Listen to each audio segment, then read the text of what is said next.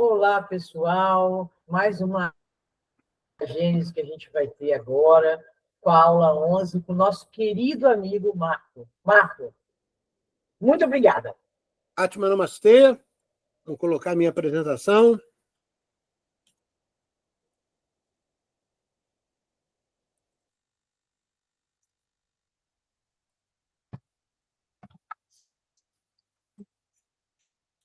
Todos vendo minha tela? Sim, estamos vendo sim. Bom, nós vamos falar hoje, encerramos a aula passada falando da aula 2, né, sobre a Gênese mosaica. Então agora a gente adentra ao capítulo 13, falando dos caracteres dos milagres. Então, Kardec, como um pesquisador, um grande educador, uma pessoa com notória qualidade, né, de ensinar, ele prepara as mentes daqueles que estudam, né, a codificação, no caso aqui do livro da Gênesis, para entender os milagres de Jesus. Só que para entender os milagres de Jesus, primeiro é necessário você entender as características de um milagre. O que é um milagre, afinal? Né? Será que o milagre é o que a Igreja Católica diz? Será que o que é? O milagre não existe, segundo a ciência? Como é isso? Então, essa aula exatamente nos traz essa possibilidade de entendimento. Então, vai falar dos milagres no sentido teológico. O Espiritismo não faz milagres. Então, é uma afirmação de Kardec. Deus faz milagre é um questionamento. E o sobrenatural e as religiões. Quando a gente fala de religião, é bom a gente fazer um adendo aqui para vocês poderem entender. Muita gente fala que religião vem do latim religare. Né? Isso é um grande engodo.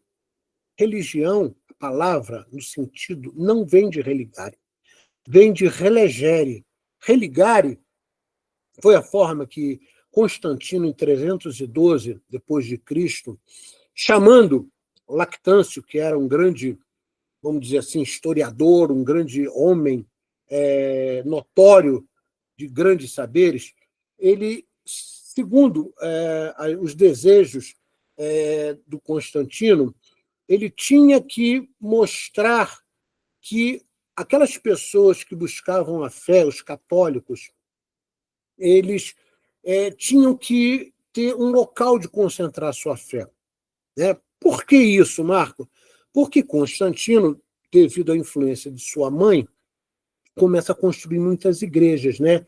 Isso ocorre após a Batalha de Milvio, quando ele vai guerrear com um outro exército romano. Eles viviam em guerra, né? Eram de regiões diferentes, e Constantino estava em número muito menor. E, naquele momento, próximo à batalha, ele vê uma espécie de uma cruz. Tá? Essa cruz, ele acha que é um milagre, é um sinal do Deus, vamos dizer assim, entre aspas, dos até então chamado de cristãos. E ele fala assim, puxa vida, eu acho que isso é um sinal dizendo que eu vou ganhar a batalha. E não foi só ele que viu, não. Fatos arqueológicos e históricos mostram que seus homens também viram um sinal, né, nos céus, e não se sabia direito o que era. Tá? Então ele achou que era exatamente a cruz, que acabou se tornando, né, vamos dizer assim, a matéria de sofrimento do nosso querido Mestre Jesus, no episódio do Gólgota, se torna, vamos dizer assim, a representação do cristianismo, né? Na nossa ótica, totalmente indevido, né? Porque o grande legado do Mestre Jesus foi o seu próprio exemplo e os ensinamentos, né?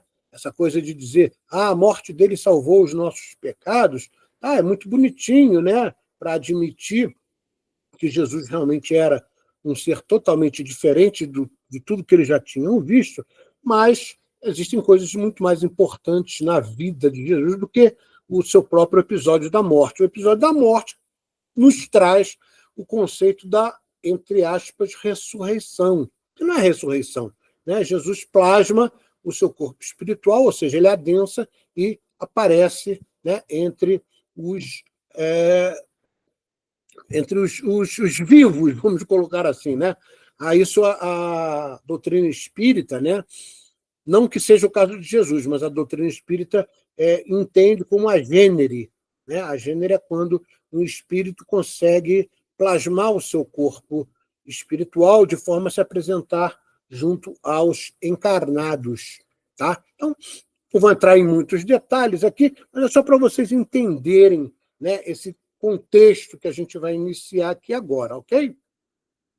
Então, vamos ver o que é milagre. Milagre, no latim, vem do conceito de mirare, que significa uma coisa que é admirável. Então, é tudo aquilo que o homem não compreende, como é que funciona as leis que regem aquele fenômeno. Então, vamos, em outras palavras, falar. Eu vi um fenômeno ocorrer. Puxa, eu não entendo o que. Caramba, como pode aquilo acontecer? Aí eu chamo de milagre, tá? Porque eu não entendo as leis que regem aquele fenômeno. É como se, na Idade Média, alguém aparecesse com um telefone celular, por exemplo, né? Falando com outra pessoa. A pessoa ia falar que era bruxo, ia botar na fogueira, né? Aquilo seria um milagre. Puxa, como é que esse cara está conseguindo falar com um aparelhinho, um trocinho pequenininho assim, ele está falando com outro cara lá, não sei aonde. Né? Então, milagre é tudo aquilo que ocorre ou ocorreu, né, que foi tratado como fenômeno, que você, por não entender as leis que regem aquele fenômeno, você chama de milagre. Popularmente, e aí vem uma citação da Gênese, um milagre implica a ideia de um fato sobrenatural. Logo, a ciência faz diariamente milagres aos olhos dos ignorantes. Os séculos de ignorância foram fecundados em milagres, porque tudo aquilo cuja causa era desconhecida passava por sobrenatural. Né? Daí, lembrando a Idade Média, né, as bruxas, que eram, na realidade, médiuns, eram queimadas na fogueira devido à ignorância. A gente sabe que, na história humana, o ser humano ignorante teme aquilo que ele não consegue entender. Então, na época da Idade Média, a Igreja Católica, principalmente, né, sendo a protagonista dessa ignorância, queimava médiuns dizendo que eram bruxas. Ok? Então, isso aqui é um apanhado dos itens 1 e 2 desse capítulo que estamos estudando, que é o capítulo 13. Ainda dentro dessa forma de entender, o Espiritismo, né, ou seja, através da ciência espiritual, vem a seu turno realizar aquilo que cada ciência faz em sua chegada: revelar novas leis e explicar, por conseguinte, os fenômenos que derivam dessas leis. Logo, o Espiritismo não credencia e nem acredita em milagres. Ele veio para lançar luz na ignorância humana sobre as coisas sobrenaturais, que fogem às explicações da ciência material. Então, tudo o que ocorre, que você pode chamar de sobrenatural, tem uma forma de explicar. Né? Então, a gente explica, por exemplo, mais na frente vocês vão ver, nós vamos explicar todos os milagres de Jesus sob a ótica científica. Não tem nada de sobrenatural, só que na época que ocorreu, o povo não conhecia biologia, física, química, não conhecia nada disso. Então, eles ficavam espantados, né? Como diz o próprio conceito, ficavam admirados. Nossa, que coisa extraordinária, isso é coisa do outro mundo. Chamava de sobrenatural. Ok? Então, Kardec, já na abertura, deixa isso muito claro. Nós, espíritas, não acreditamos em milagre pela acepção da palavra, que é uma coisa que ninguém consegue entender. O Espiritismo consegue entender, sim, e explica.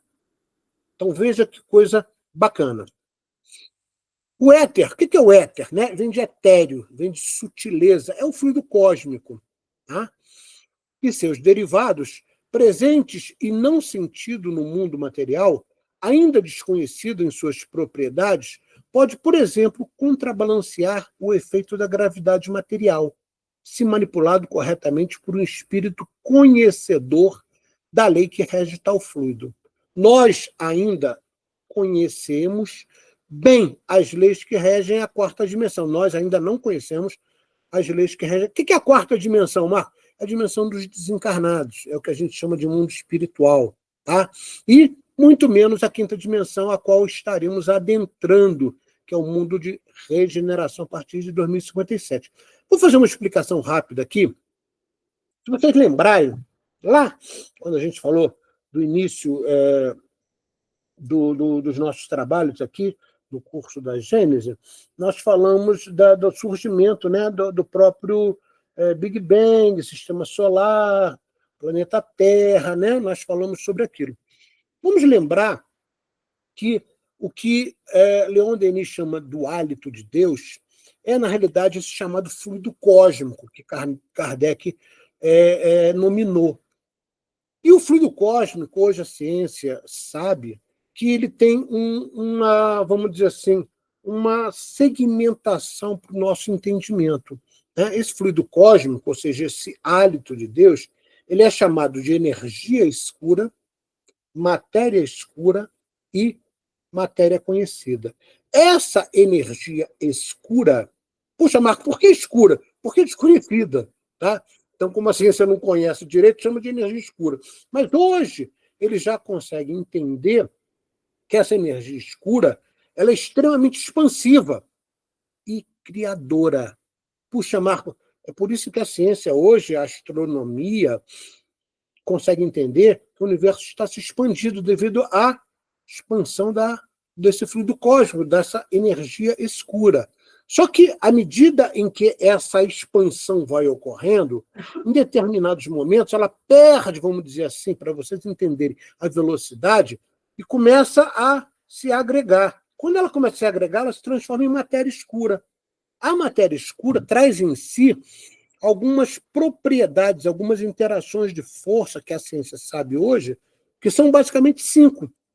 Gravidade, eletromagnetismo, força nuclear forte, aí já se pressupõe partículas e átomos, né? Então, força do núcleo do átomo forte, força fraca e a força de sincronicidade.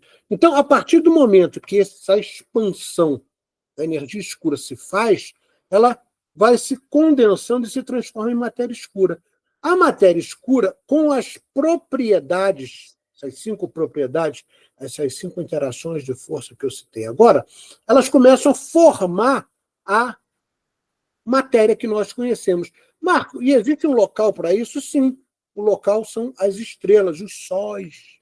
O Sol é uma usina de formar matéria, né? Através de fusão do núcleo. Né? Então, se eu pego para um hidrogênio e os núcleos se fundem, eu estou ali criando o hélio. Né? Então, os sóis são matrizes, não são usinas de formar matéria. E, obviamente, essa matéria conhecida, atualmente para nós, representa os 118 elementos da tabela periódica. Então, repara, se eu fizer uma correlação de percentual, a energia escura corresponde a 73% do universo, segundo a ciência. 23% é matéria escura. Sobrou 4%, que é a matéria conhecida. Então, você fala assim, caramba, o que nós conhecemos é uma gota d'água, e o que a gente desconhece é o oceano, Marco. Isso quem disse foi o nosso querido Galileu. Aí você fala assim, puxa vida, nós ainda temos muito a aprender. Hoje, atualmente, a astronomia, vem chamando essa matéria escura, né? Uma coisa que eles não sabem direito o que era, de WIMPs. O que é um WIMPs? Né? O WIMPs é uma partícula de interação fraca, ou seja, ela não interfere na matéria que a gente conhece. Ela forma a matéria, mas ela não interfere depois que formou. Entendeu? Aí você fala assim, puxa vida, você está ainda caminhando, está engatinhando para entender tudo isso. Ok? Então, a gente não conhece ainda, né, a não ser pelos livros, por exemplo, de André Luiz, as leis que regem a quarta dimensão, que é o mundo espiritual, que é a dimensão dos desencarnados aqui no planeta Terra. Tá? Não importa se é num umbral profundo ou se é num umbral, vamos dizer assim, bonitão, que é, por exemplo, onde estão as colônias espirituais, como é o caso do nosso lar. Muito menos a gente conhece as leis que regem a quinta dimensão. Em outras palavras, nós somos ainda bem ignorantes para entender essas leis. Porém, o Espiritismo já vem nos dando uma luz no fim do túnel. A ciência espírita vem nos mostrando como é que a gente pode entender isso e usar isso em benefício próprio para a nossa própria transformação moral. Ok? Os fenômenos espíritas fazem parte das leis naturais e espontâneas, podendo se manifestar na terceira dimensão, na quarta também, né? Sem interferência de nada ou ninguém. Porém, podemos também constatar fenômenos espíritas provocados através de médiuns, de forma consciente ou inconsciente. Então, repara, o médium não provoca um fenômeno. O médium, né, produz. Ele não produz, perdão, ele provoca. A partir do momento que o fenômeno existe, ele simplesmente excita aquele fenômeno para que ele possa, vamos dizer assim, se manifestar. Ok? Puxa, Marco, vai ter uma forma da gente entender melhor isso? Sim. O livro dos médiuns, né? Eu fui instrutor do livro dos médiuns muitas vezes, a gente explica todos os fenômenos espíritas provocados por, né, ectoplasmia, por manipulação fluídica, por utilização dos elementais. Tem várias formas de você provocar esses fenômenos, né? E no livro dos médiuns, a gente estuda isso com muita propriedade, e aí você vê que não tem nada de extraordinário. Tá?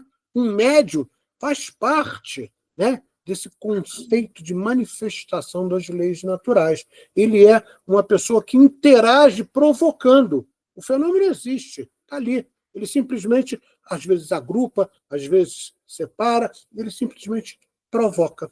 Tá? Mas não é ele que produz. A produção é natural. Para Deus, tudo é possível. Até os milagres. Mas qual é o motivo de Deus fazer milagre? Para pensar. A obra divina, com suas respectivas leis, já não é um milagre? E mostra todo o seu poder? Por que Deus iria fazer milagres que contrariam as suas próprias leis? Para pensar. Deus criou leis completamente perfeitas, completamente sólidas, para que todo o universo possa estar em coesão. Por que ele ficaria fazendo milagre de milagre, milagre, milagre, né? Atendendo pedidos de pessoas? Né? Seria uma coisa completamente fora do contexto racional. Deus não faz milagres. Ele já criou leis perfeitas que podem, sim, através da fé humana, no caso aqui, ou a fé divina, né, provocar essa formulação do que a gente chama de uma coisa admirável, que é o chamado milagre. Não compete ao homem prejulgar os atos da divindade e os subordinar à fraqueza do seu entendimento. Então, repara, o homem fica querendo, né, principalmente a ciência, né, querendo prejulgar, Deus falou isso é ridículo, não sei o que, isso é uma ignorância atroz. Deus não fica fazendo milagre atendendo pedidos de A ou B. Tá? Ele já criou leis perfeitas. O que nós temos que fazer é entender essas leis para poder gravitacioná-las, para poder atraí-las e poder fazermos algo que nós poderíamos chamar de milagre. Né? Então, esse conceito de Deus nos fez sua imagem e semelhança é porque Deus é luz, nós também somos luz, e nós temos muitas possibilidades que desconhecemos completamente. Você vê isso, né, dentro de um conceito material pela utilização do nosso próprio cérebro. Né? Então, a gente sabe que a gente, hoje, em média, utiliza, vamos botar aí numa média, 10% da possibilidade do nosso cérebro. É só você lembrar daquele filme Lucy, né?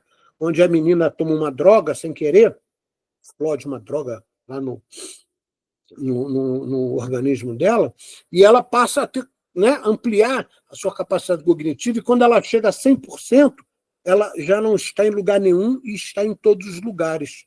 Esse filme é maravilhoso, se você souber interpretar ele, tá? Porque à medida que vai aumentando a possibilidade material, né, e a matéria, né, no nosso contexto da terceira dimensão está ligada diretamente ao conceito espiritual, eles se interrelacionam, eu preciso de um equipamento para manifestar as minhas qualidades. O equipamento, no caso, é o cérebro. Tá? Então, o filme Lucy mostra exatamente isso. A partir do momento que ela passa a utilizar maiores percentuais do cérebro, as possibilidades dela realizar coisas que poderiam ser chamadas de milagres começam a acontecer naturalmente. Então, quem nunca viu ou já viu, veja esse filme sob essa ótica que eu acabei de falar. Okay? Entretanto, em face das coisas divinas, temos para critério do nosso juízo os próprios atributos de Deus. Ao soberano poder, ele junta a soberana sabedoria. E daí se deve concluir que nada faz de inútil. Deus não faz nada de inútil, né? Vamos dar um exemplo bem claro aqui, né? Deus ia criar um universo, né? Ele cria vários universos. Vamos pegar só o nosso universo.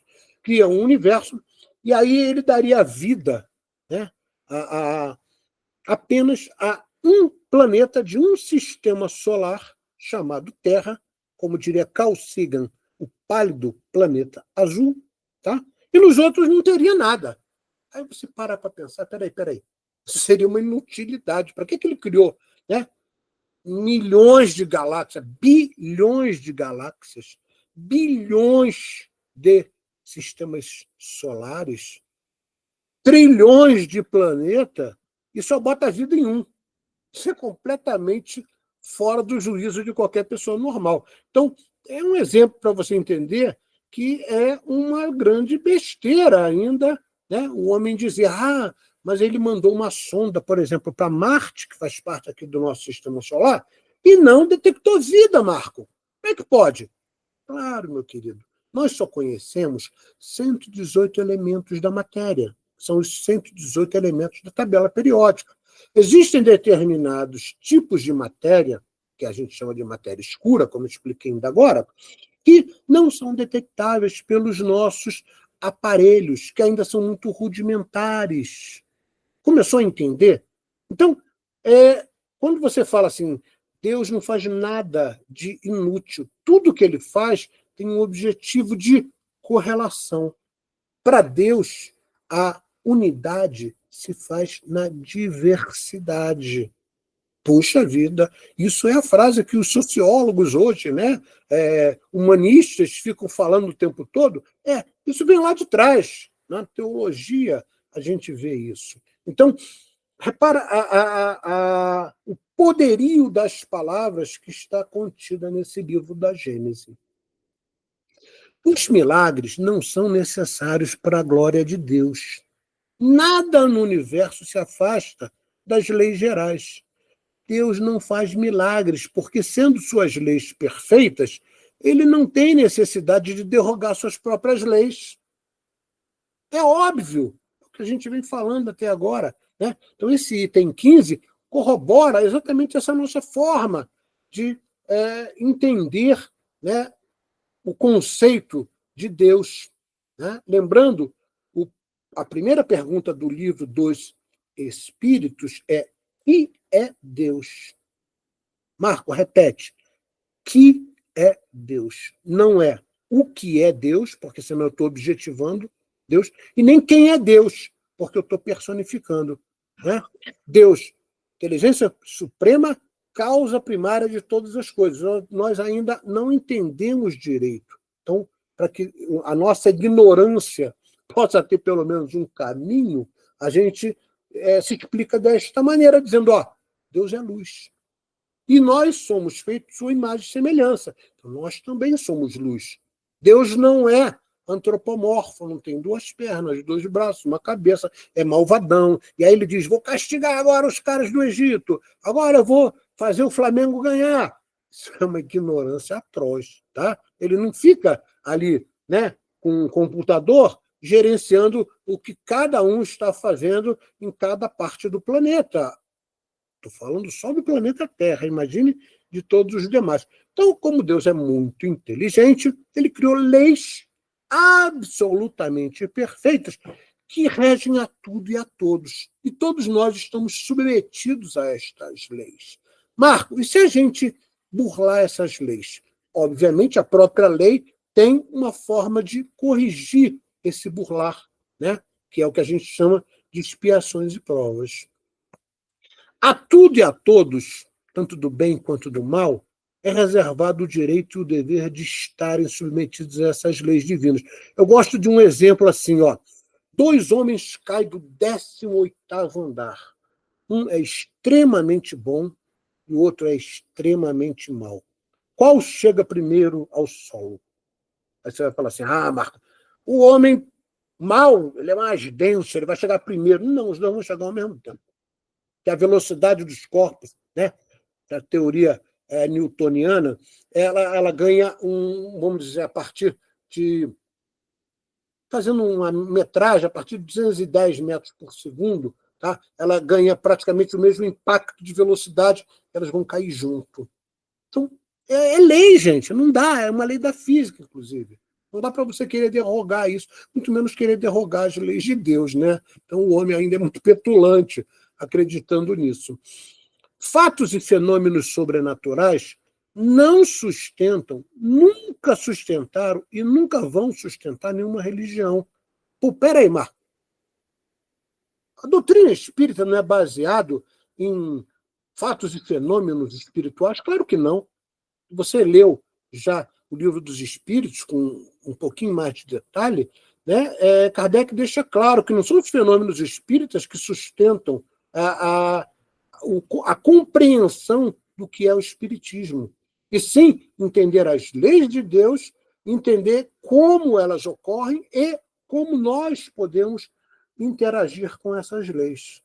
Esse é o conceito do Espiritismo, é extremamente lúcido. Kardec era um homem, vamos dizer assim, sustentado pela razão. E pela razão também científica, acoplando o que nós chamamos de religião, e religião sob a ótica do Relegere, para complementar o que eu falei na aula passada, eu acabei não complementando, o entendimento de religião como religare, que Constantino tentou passar através, né, do conhecimento de Lactâncio, isso não se sustenta. Por quê? Porque Marco Aurélio, que era um filósofo romano, e depois, posteriormente, na Idade Média, foi sustentado por Immanuel Kant, dizia o seguinte, olha, a religião no latim não vem de religare, e sim de relegere. Relegere significa releitura. Puxa, Marco, por que isso é importante entender? Porque você, eu, nós, nunca estivemos desligados da criação. Quando você fala religare, e foi isso que Constantino tentou fazer lá em 312 depois de Cristo, porque ele estava construindo igreja, e posteriormente, em 380, o imperador Teodósio estaria usando a própria religião cristã para ser a religião de Roma, tá? Então, de Constantino, que inicia lá, né, os seus eventos, né, ligados, né, à religiosidade cristã, devido à sua mãe, com a Batalha de Milvio, que eu falei para vocês, né, quase 62, 64, 66 anos depois, praticamente, né, é que Lactâncio, que o imperador Teodósio vai unificar o cristianismo, até então, né, perseguido, como uma religião romana. Tá? Então, repara, nessa época, Constantino, lá atrás, criava muitas igrejas. Tá? Então ele diz o seguinte, ó, você, ser humano, você está desligado do conceito de Deus. Então você tem que vir à igreja para se religar. E aí, até hoje, você vê padres, e eu posso falar isso porque eu tenho formação em teologia, né? Você vê estudos na própria teologia cristã, principalmente, dizendo que o conceito de religião é religar, e não é. Isso é um equívoco. O conceito verdadeiro de religião foi defendido por Marco Aurélio, que posteriormente foi defendido também por Emmanuel Kant. É relegere, que significa uma releitura. O conceito de religião é você olhar para dentro de você e buscar o Deus que lhe habita. Aí vem a palavra namastê. O Deus que me habita é imanente em todo o cosmos, saúda o Deus que lhe habita. Começou a entender como é que a Igreja Católica foi manipulando conceitos e fazendo com que devotos e, por muitas vezes, fanáticos começassem a falar coisas que não têm o menor cabimento. Né? Então, isso é interessante você entender, para entender como o conceito espírita traz essa luz a essas ignorâncias que foram colocadas durante séculos e, por que não dizer, milênios. Quando um fato ou fenômeno é revelado, ou seja, quando ele é conhecido, ele deixa de ser sobrenatural. Imagina, eu estou ali olhando um telefone celular. Nossa, isso aí é a Idade Média. Tá? Na Idade Média eu vi um telefone. Não estou entendendo nada. Aí eu pego esse cara, explico tudo, trago ele para o século XXI, falo, ele está entendendo? Tem antena, aí tem ondas de rádio. Ele entendeu. Então deixou de ser uma coisa completamente chamada de milagre. Tá? Então, esse sobrenatural ele se acaba quando você entende as leis que regem esse fenômeno. Isso abalou os alicerces religiosos, né? Como a gente viu na aula passada, né? Abertura do Mar Vermelho. Moisés coloca o seu cajado e abre o Mar Vermelho. Não foi nada disso. Foi um vento de deriva, né? Que é um vento conhecido, é raro, mas é conhecido, tá? Que abre exatamente, ou seja, o vento abre uma fatia do mar e lá embaixo, ou seja, na parte onde tem a areia, se tiver um banco de areia, ou seja, se for mais alto, uma pessoa pode atravessar. As 10 pragas do Egito, a gente viu na aula passada a explicação científica, né? 2 hipóteses, a hipótese natural e a hipótese do vulcão, lá na ilha de Santorini. Então, é exatamente isso que o Espiritismo nos traz, o desvendar desses fenômenos que ficaram inexplicáveis durante milênios. Ok?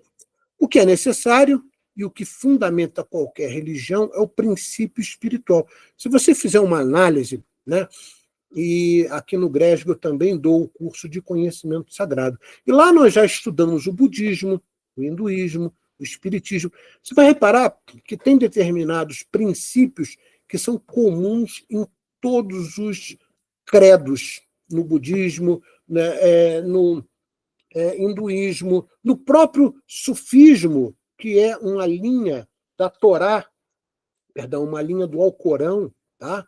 Lá dos muçulmanos, tem um princípio espiritual muito próximo das coisas que a gente estuda no espiritismo. É óbvio, né, que houveram deturpações, né, devido aos próprios interesses egoístas dos seres humanos e dos chamados sacerdotes, mas existe um princípio ali que é muito próximo um do outro. A verdade das leis divinas é uma só. Obviamente, cada religião acaba interpretando de uma maneira, e aí fazem relações sectárias, né? Acabam tendo guerras por causa disso. Olha que coisa mais absurda. Se você estudou, né, a origem da humanidade sob a ótica dos princípios espirituais, você vai lembrar, e eu falei isso nas aulas lá atrás, que Abraão teve 2 filhos. Ele teve um filho com a sua esposa, que foi o segundo filho, né, Isaac, com Sara, mas o primeiro filho, que é Ismael, ele teve com a escrava de Sara, que era Agar. Esse primeiro filho, né, depois quando eles já estavam começando a ficar adolescentes, né, Sara pede para que eles saiam, porque, né, estava havendo conflito entre a própria Sara e a própria Agar.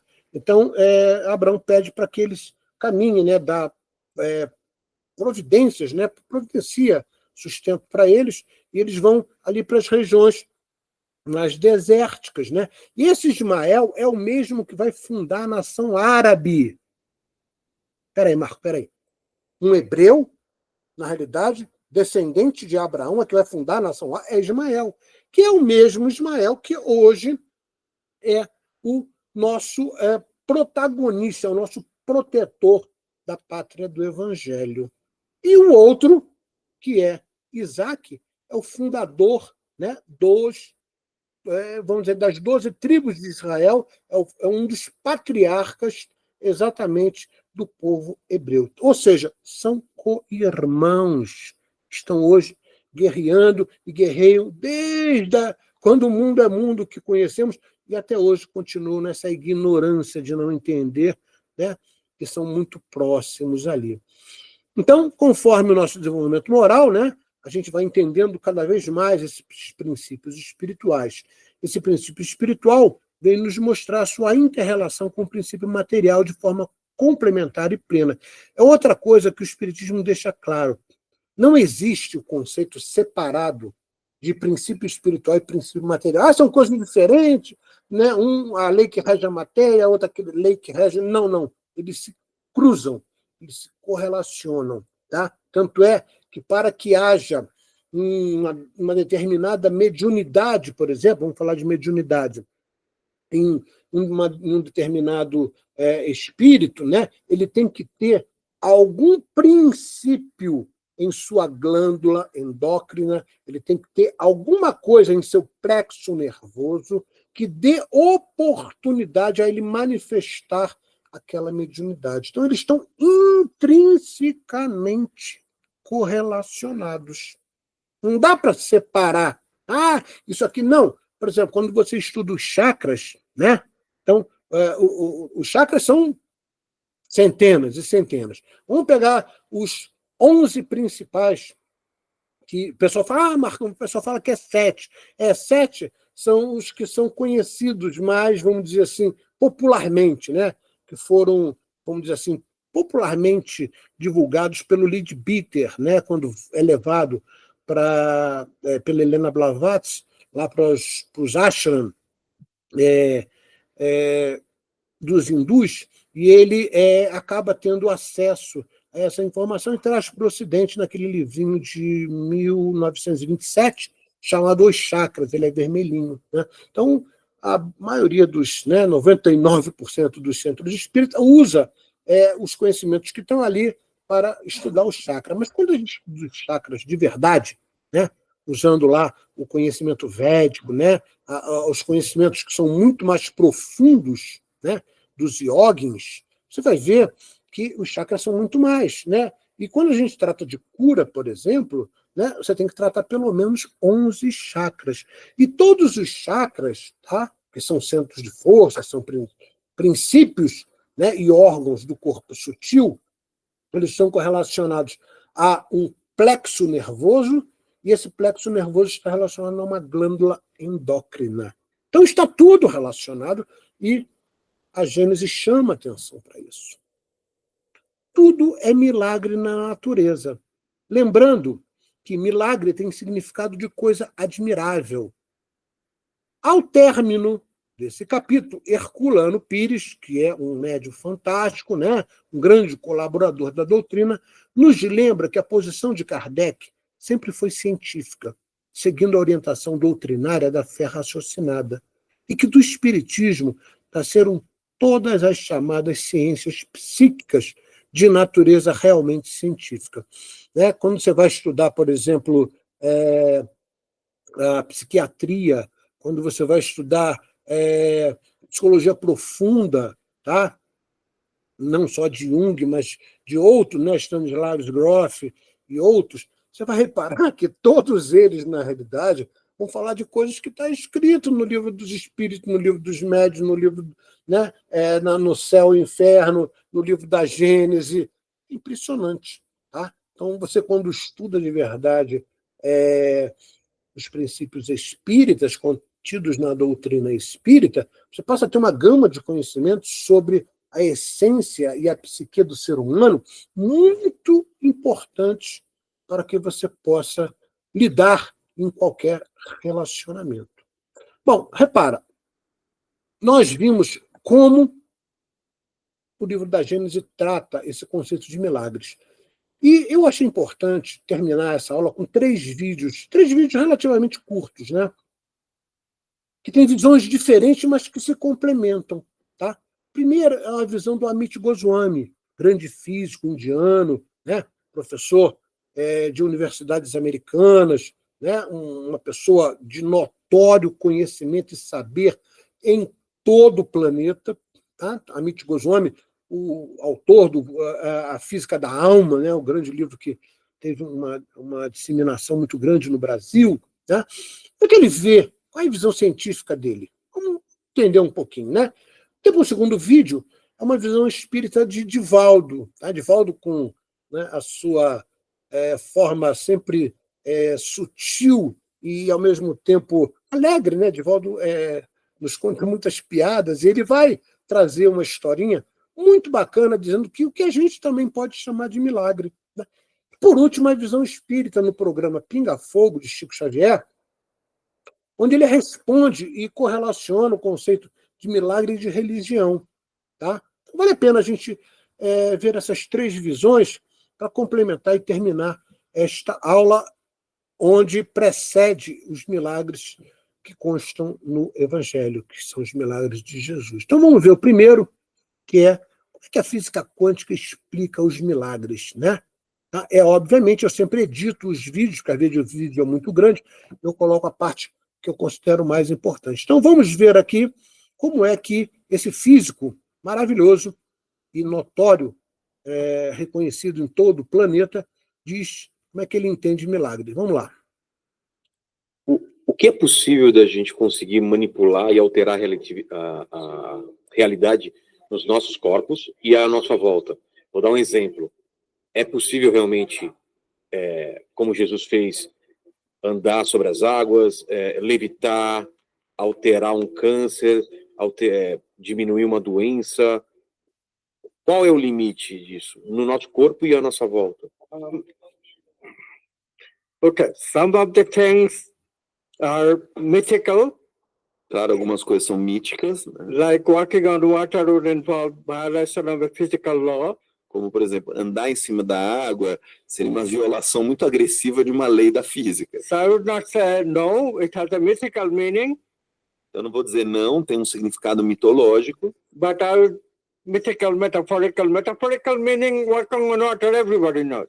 If you can think in extraordinary ways, we say, hey, Rogerio works on water. Então, metaforicamente, né, andar sobre a água significa você pensar de forma muito diferente, muito revolucionária. Então, a gente fala, você andou sobre a água. Certo. On the other hand, when it comes to healing, that's a different story. Mas aí, quando a gente está falando da cura de uma doença, aí é outra história.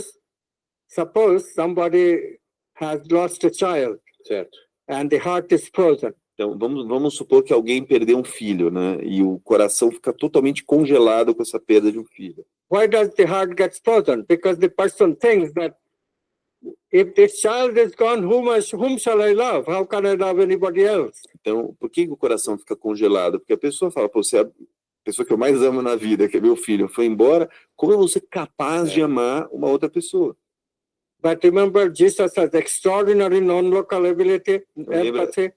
Jesus tinha uma capacidade não local muito extraordinária. If Jesus becomes one with this woman, then she overcomes that frozenness. Então, por exemplo, se Jesus se torna um com essa pessoa, aí esse coração congelado começa a dar uma derretida. Because she feels the love of Jesus, and then says, I can love again.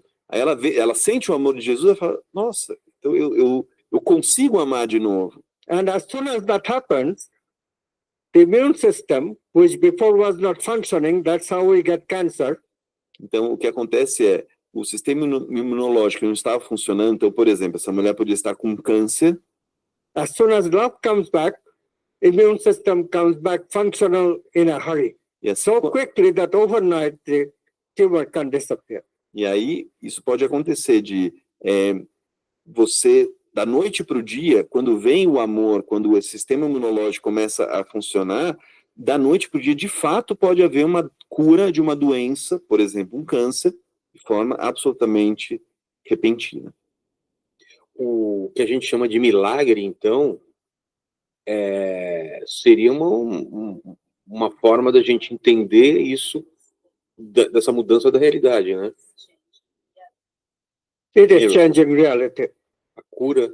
It is manifesting a different reality by acting on potentialities that human body already has. Então, o que acontece é, você está mudando essa realidade, o milagre é isso, mas você está agindo em potencialidades, em capacidades que o seu corpo já tem. Ah, entendi. O corpo tem. It's not violating any Você physical não está law. violando nenhuma lei da física, Entendi. seu corpo tem essa capacidade. So when we encounter miraculous story, my rule is very simple. If it violates a physical law, take the story as a metaphor or a myth. It's telling some truth, but it's not the literal truth.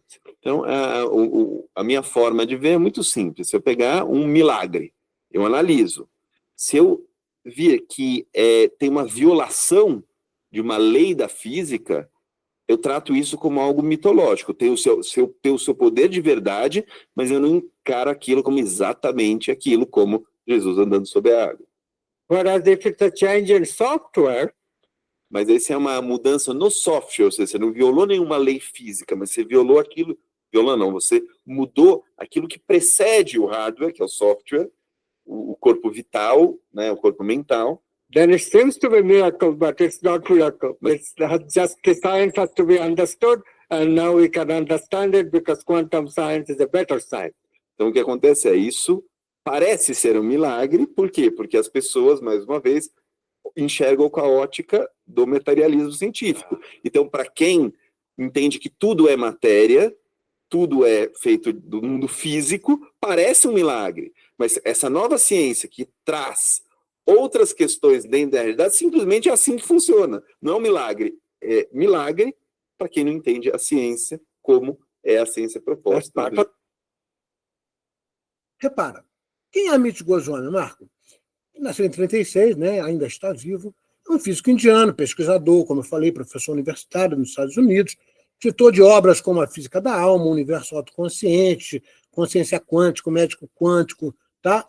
Todos esses livros, e entre outros, né, tem muitos outros ainda, né, eu tenho todo, eu sou fã incondicional da Amit Goswami, eles unificam a ciência e a espiritualidade. Ele foi um dos primeiros cientistas da física quântica, estudiosos a fazer isso. Então, veja como é que ele entendeu. Eu fiz uma conclusão aqui para vocês, né, fazerem esse apanhado do que ele falou.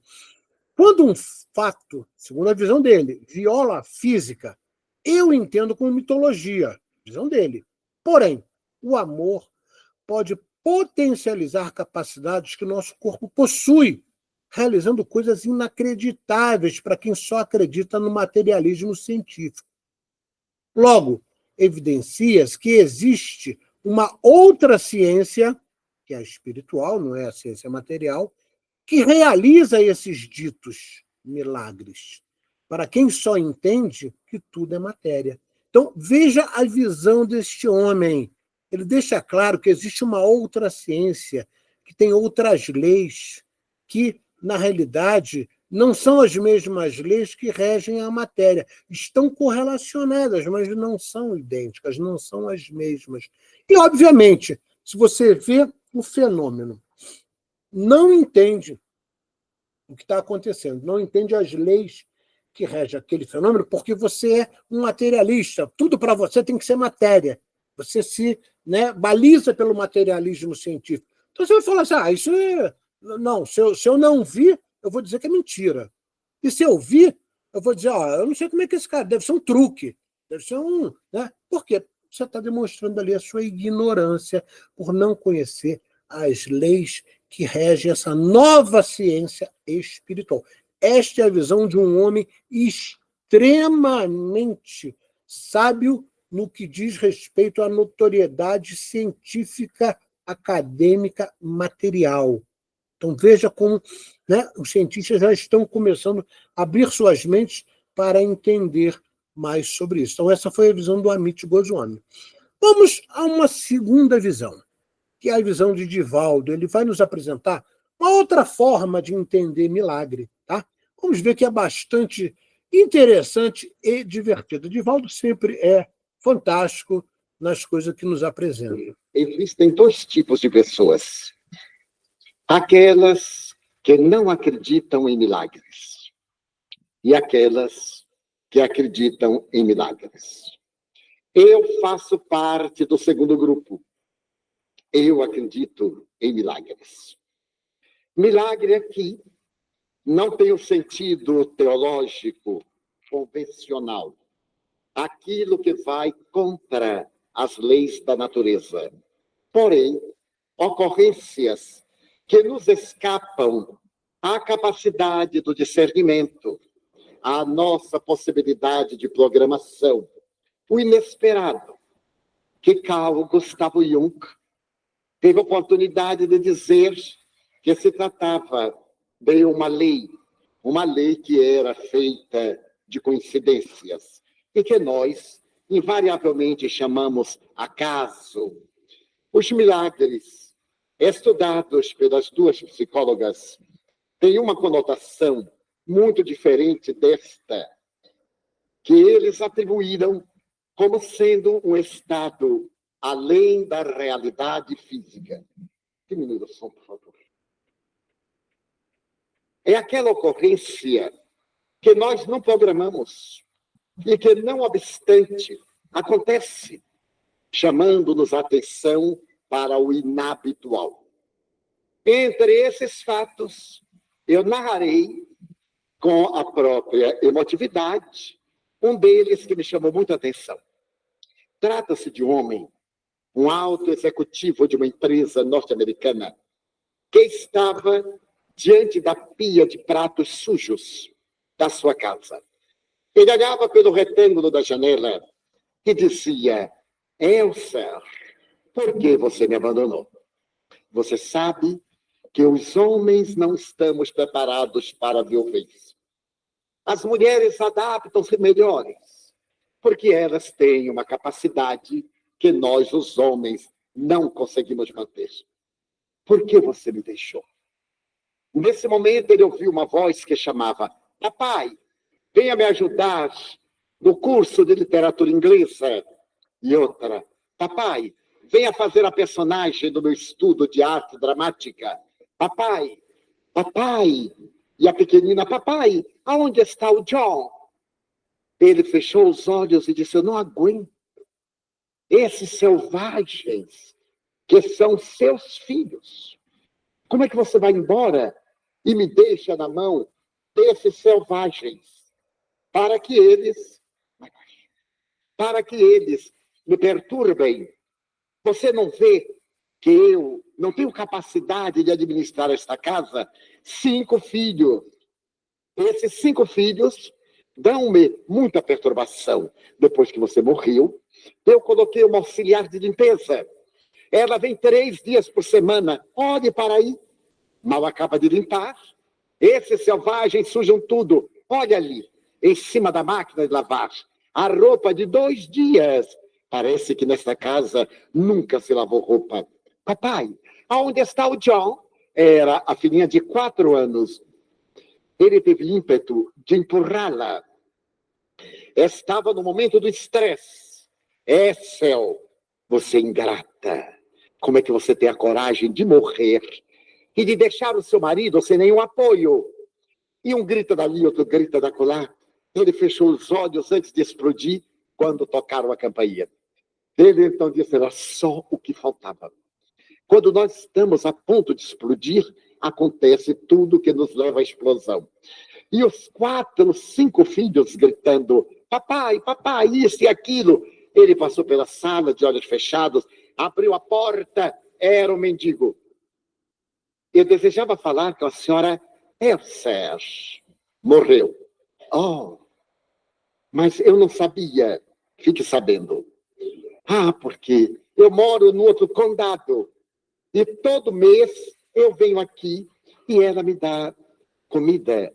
Eu não tenho lar, não tenho trabalho. E ela é tão generosa. Que pena, também acho. Ela sempre me dava alguma coisa. Ele meteu a mão no bolso, tirou $2 e disse, tome, compre um cachorro quente. Então o mendigo olhou para ele e disse, senhor, a senhora Esser sempre abria a geladeira e tirava qualquer coisa, aquecia e dava-me comida quente. Ali naquela mesa, o senhor, por favor, não quer abrir a sua geladeira? Não. Na geladeira não tem nada. Você não sabe o que é ter uma tribo de selvagens dentro de casa. Não tem nada. Eles comem até o tapete, até as tábuas da mesa. Não tem nada. Papai, aonde está John? Nós estamos brincando de esconder e ele sumiu, papai. Deve estar embaixo da cama. Não está. Está atrás da porta. Não está. Então veja embaixo do tapete. Já olhei. Ele não está. Então me deixe em paz e vá procurar seu irmão. Senhor, abra a geladeira. Deve ter alguma coisa. O senhor coloca no micro-ondas. Deixa-me sentar um pouco, que eu estou muito cansado. Eu como. E depois vou embora. Era assim que a senhora Esser sempre fazia. E, ademais, ela me dava $10. Porque o dinheiro não era dela, era meu. Então era muito bom ela dar $10. Senhor, em homenagem à dona Esser, por favor, abra a geladeira. Papai, abra a geladeira. Ele saiu revoltado e a pequenina na calça, segurando. Onde está John, papai? Onde está? E quando ele chega na geladeira, papai, eu tenho prova de inglês amanhã. E o mendigo atrás, por favor, abra a geladeira. Ele abriu. Dentro da geladeira estava o filho.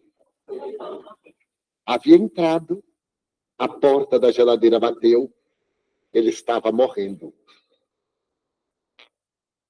Estava morrendo, já com cianose.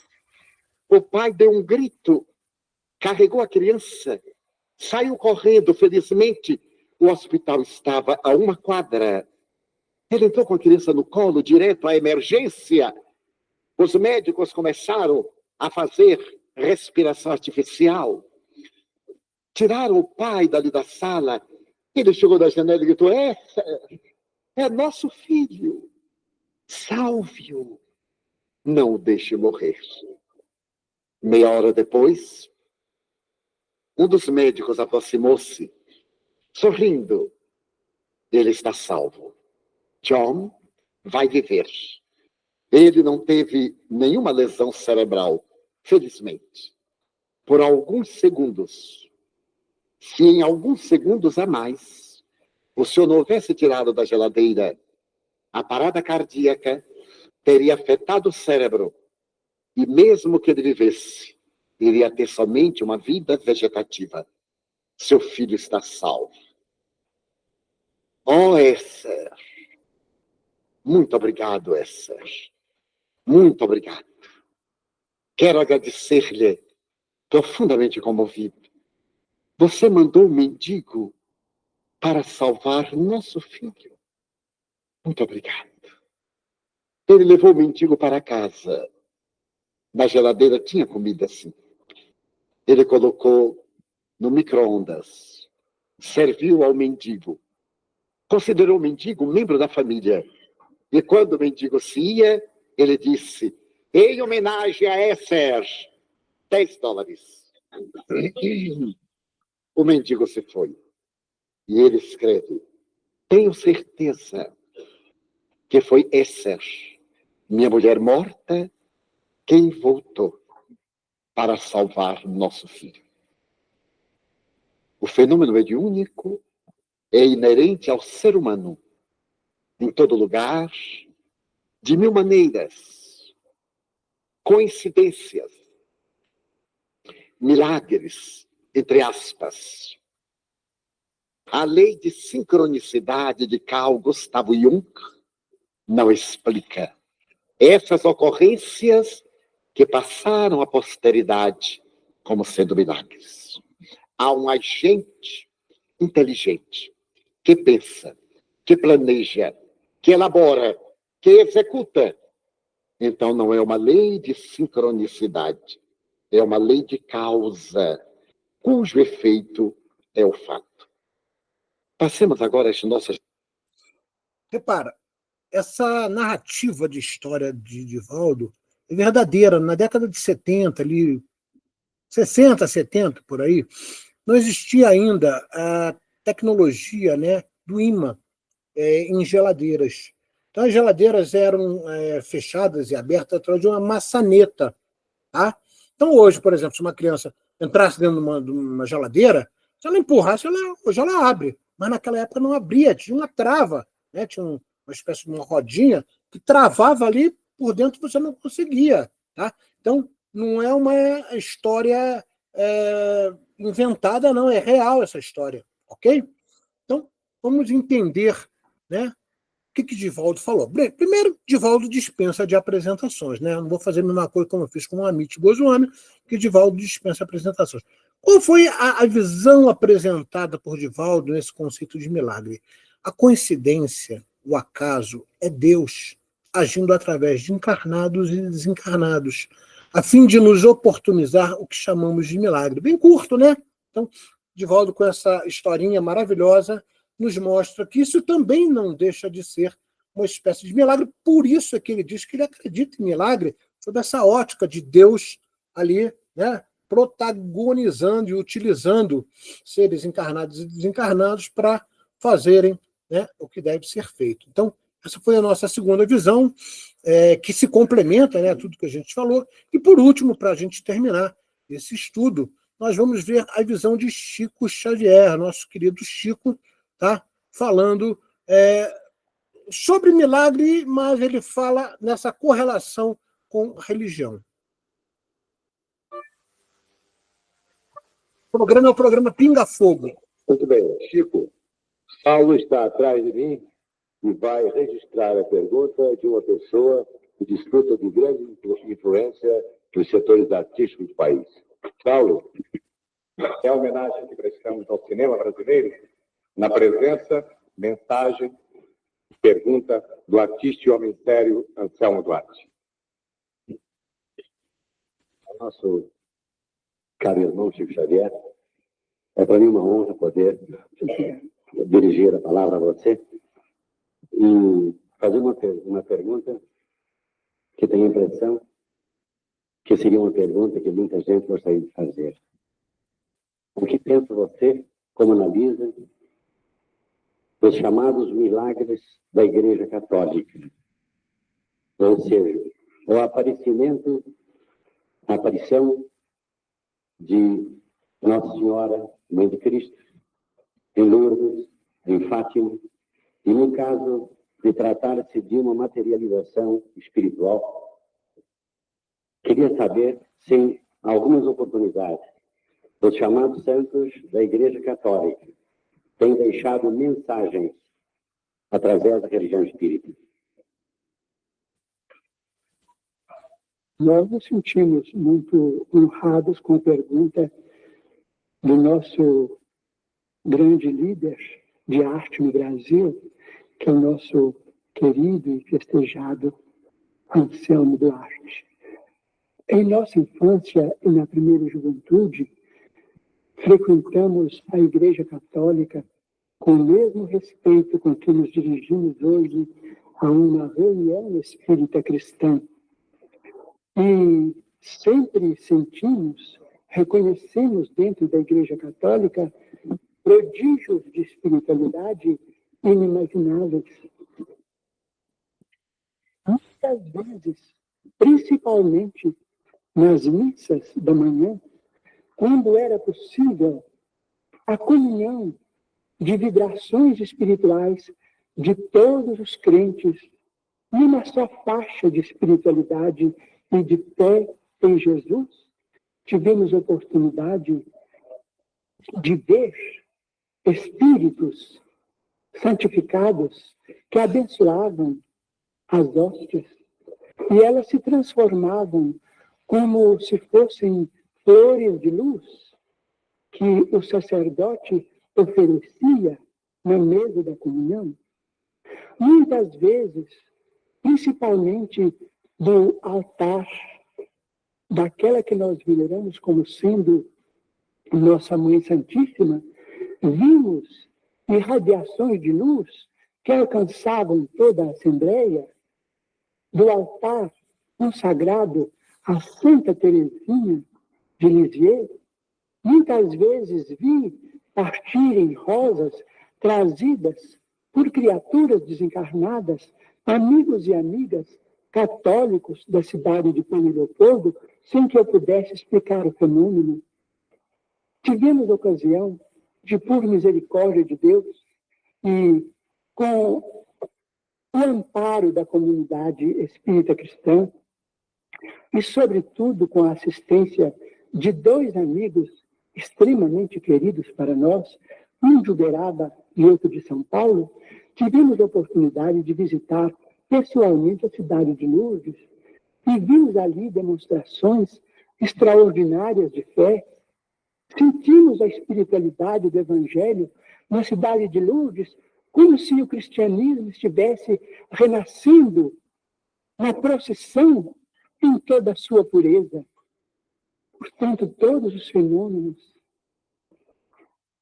de bondade divina, através da Igreja Católica, que nós consideramos como mãe de nossa civilização, eles todos são legítimos, credores de toda a nossa veneração.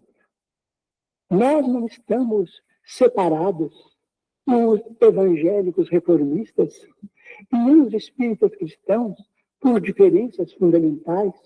Os espíritos nos ensinam que nós estamos em faixas diferentes de interpretação, mas somos uma família só diante de nosso Senhor Jesus Cristo e que reverenciamos em sua santidade o Papa, em nossos eminentes cardeais no Brasil, protetores da nossa fé. Nós não podemos esquecer isso e amamos a religião tradicional em tudo que ela tem de belo, em tudo que ela tem de divino. Embora estejamos pessoalmente na faixa do espiritismo cristão, dentro das conceituações de Allan Kardec, porque a mediunidade nos chamava para esse campo de trabalho que também é profundamente cristão, e para ele, um dia, partimos das nossas atividades na Igreja Católica com a bênção do sacerdote a quem nós amávamos como se ama a um pai.